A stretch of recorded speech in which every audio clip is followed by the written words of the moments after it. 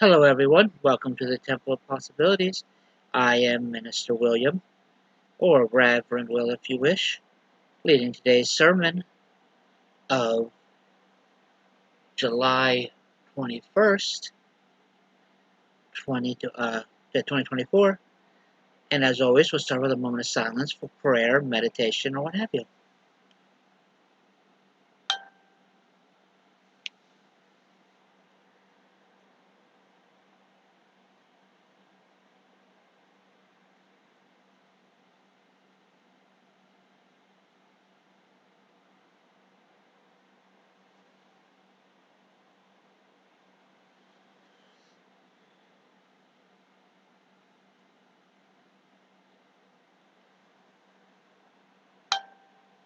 All right, thank you.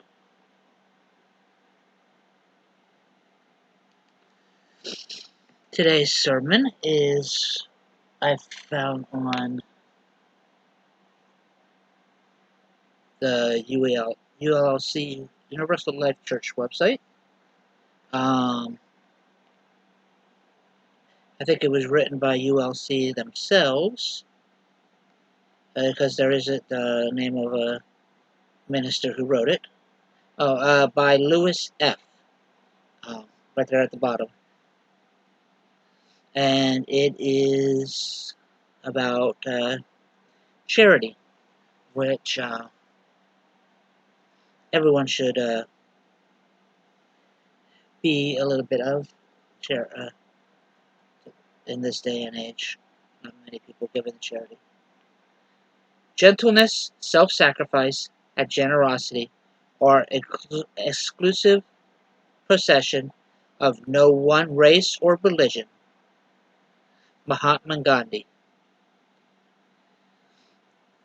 Virtuous charity is a sense of love and kindness toward all others. It is considered the ultimate perfection of human spirit because it both glorifies and reflects the nature of God. Charitable love comes from the will and does not change regardless of what emotion it stirs up. Christian charity. Whoever does not love does not know God, because God is love. 1 John 4:8. In Christian theology, charity is a form of love that resembles the love between God and man. This love is manifest in unselfish love of one's neighbors. Jesus Christ was the ultimate expression and perfect example of love. In the book of Matthew, a heresy, sorry if I pronounced that wrong, later asked God, "Teacher, which is the greatest commandment in the law?" Jesus said to him, "You shall love the Lord your God with all your heart, with all your soul, and with all your mind.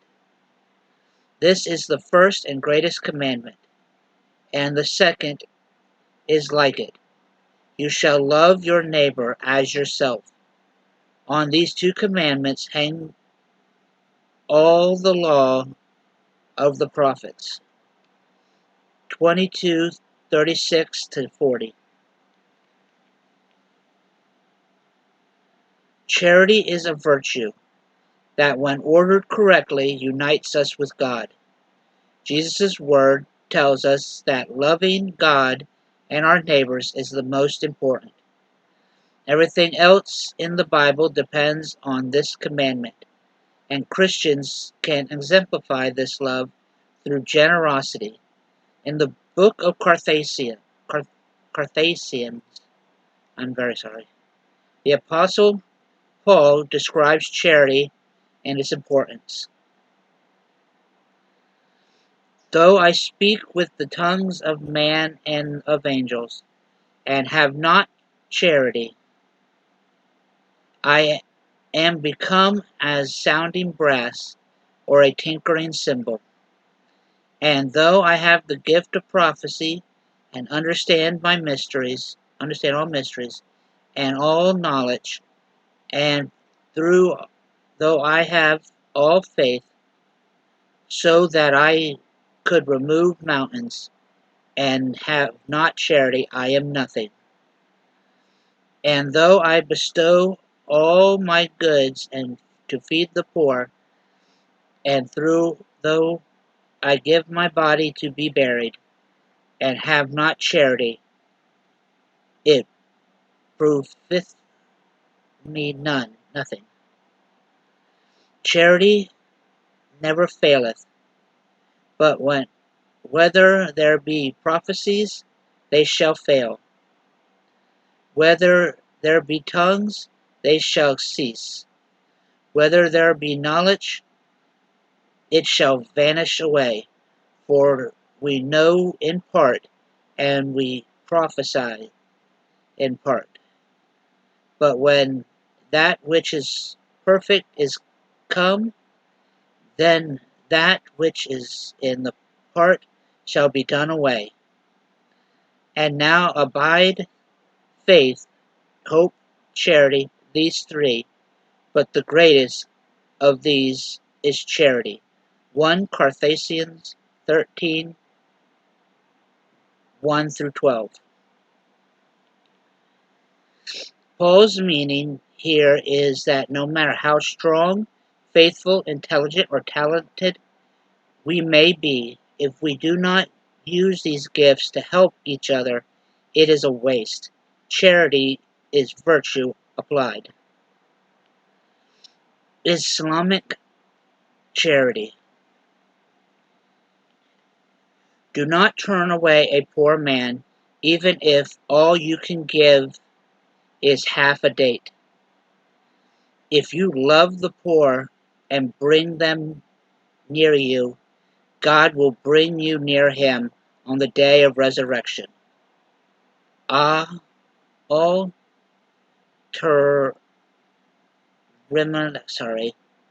Hadith 1376. In Islam, charity is not recommended but required of every financially stable Muslim. One of the 5 pillars of Islam, 5 basic acts considered mandatory by believers, is charity. The belief is those who have more than they need should help those who are less fortunate. The Quran gives specific instructions on how charity should be implemented. Muslim law imposes a gratitude tax on the wealthy for the benefit of the poor. The rate is 2%, and this figure is applied to both income and current holdings. The poor do not pay this tax, but those in the middle class and upper class should annually give some of their wealth to the poor. Those who are charitable are looked upon with favor, especially those who give in secret. The Quran says, if you give charity in public, it is worthwhile, for it will persuade others. But if you hide and deliver it to the poor in secret, that is better for you, and Allah will remove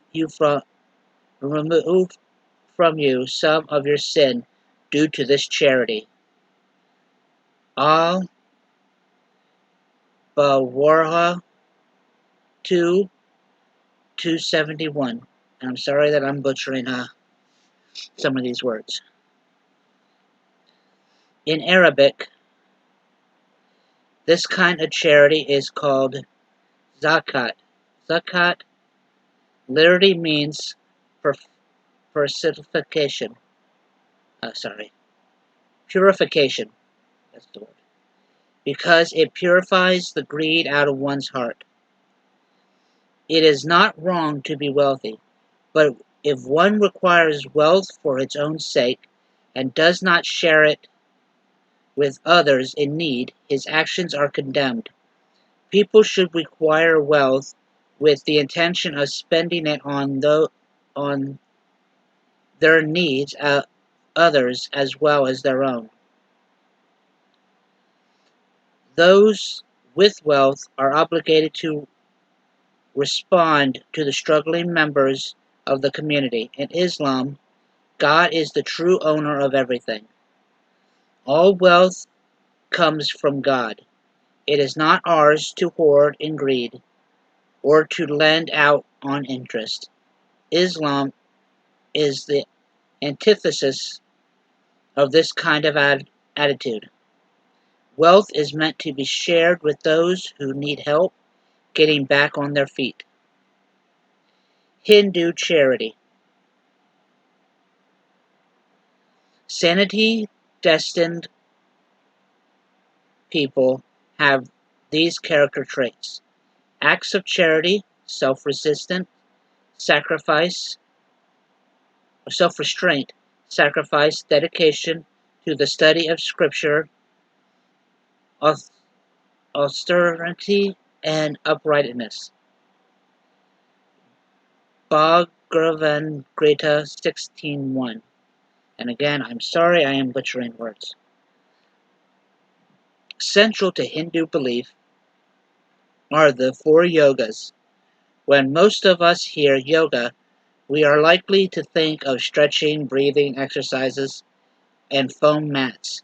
But yoga has a different context in Hinduism. Yoga means uniting with the ultimate goal by being placed under disciplined training. There are four yogas, or four paths to truth. One of the yogas is Bhakti Yoga, the path to God through love. The goal of Bhakti Yoga is to direct toward God the love that lies in the human heart. Love is the most powerful emotion, and our lives are powered more by emotion than reason. Followers of Bhakti Yoga don't strive to completely understand God, but instead to love God with every element of their being. This means not just to claim that love, but to love dearly, and everything else in life is loved in relation to God. This love is not for freedom or to be loved in return, but for love's sake alone. Here Hinduism and Christianity find a common ground. Hinduism would view Christianity as brilliantly lit highway toward God because of all the basic principles of Bhakti Yoga are exemplified in Christianity.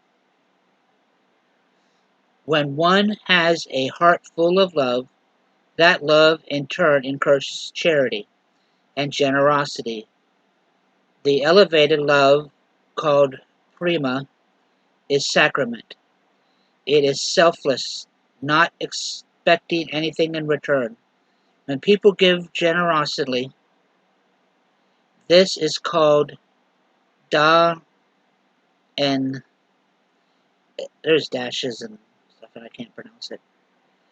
Its practice has the effect of purifying the mind of the giver. The reciprocal relationship between love and generosity works toward bringing one closer to God. Charity across religions. Christianity, Islam, and Hinduism see charity through a different viewpoint, and each religion brings its own different aspects. That all seem to agree that true charity is given without any expectation of reward or recognition. Christian charity is synonymous with love. Love connects us with God, and loving God and our neighbor as ourselves is the greatest commandment. We can follow Jesus' example by giving him a place of love and without any thought of reward. Charity in Islam is implemented in a more direct way. It is law and that the wealthy give to the poor and needy. Whatever wealth one may have comes from God, and that person has a responsibility to give some of it away. When we give without desire for reward or recognition, we purify our souls. Hinduism, much like Christianity, in its approach to charity, charity should come from a place of love. When we love with our whole being and act with generosity and benevolence, our minds are purified. By continuing this path, one may reach God. How may I be charitable? Donate things you don't need. Some of the easiest items to donate include clothes, books, utensils, shoes, and toys. Charities with thrift stores will sell these items to raise cash for their charity. Daycares, hospitals, and churches may also accept donated items. Donating older items you don't need anymore is a great way to practice charity for those who have a tight budget. Volunteer. Our time can be as valuable as money or donated items. As a volunteer, you are working to further goals of whatever organization you choose. Oftentimes, volunteers are needed for community projects, and by helping, you are helping your community. Volunteers can also serve those in need more directly by working with children in soup kitchens or in retirement homes. You can also be charitable in your everyday life. If you see someone who needs a hand, help them out. This may include giving someone a battery jump, helping someone move, or helping someone with directions. These situations happen at random, but it's keeping an eye out when we can find instances where we can demonstrate charity. And as I said, it was written by Lewis F.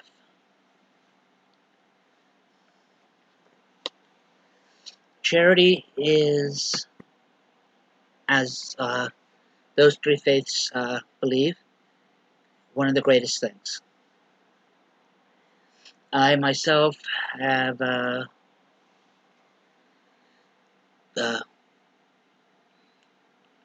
done charity work. I've volunteered at Children's Hospital as a clown. Um, Whenever I buy something at one of my local pet stores, I always donate to their charity to help animals. When a store is doing a donation drives, I usually try to do that as well when I'm able to.